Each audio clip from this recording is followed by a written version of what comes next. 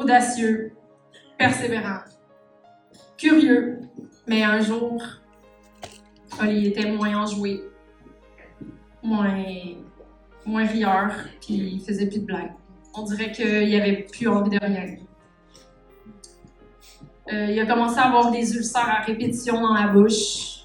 Il mangeait moins, il buvait moins. L'état d'Oli a dégradé rapidement. Il mangeait plus, il buvait plus, il faisait juste dormir. Mais dès que je me suis étendue, je l'ai regardé dormir, puis mon cœur de mère a dit on s'en va à l'urgence. J'ai pris mes affaires, on est parti à l'urgence, puis on n'est jamais revenu. Quand j'ai eu le téléphone et que j'ai reçu la nouvelle, à un claquement de doigts, j'ai perdu toutes mes facultés sociales. Il était sur respirateur. Il y avait des dizaines de fils branchés partout sur lui avec plein de machines qu'on ne connaissait pas.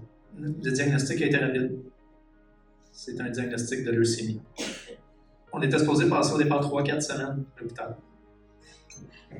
Et finalement, ça a été 5 mois et demi.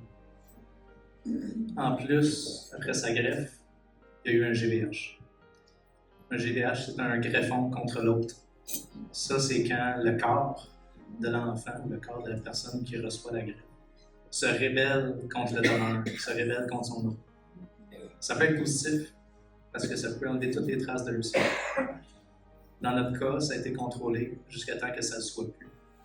Et Oli, sur un niveau de 3 sur 4, il a été brûlé de mort en bas de son corps. Des orteils jusque dans sa face, parce que son corps ne voulait pas reconnaître le donneur. Il y a eu beaucoup d'amour, des jeux, mais ça nécessitait énormément d'organisation, énormément de présence à l'hôpital et beaucoup d'énergie. Et c'est dans des moments comme ça que même des petites actions, ça fait toute la différence. Imaginez quand c'est des grandes actions. Le support qu'on a reçu de la Fondation des gouverneurs de l'espoir, ben c'est là que ça peut faire une différence incroyable.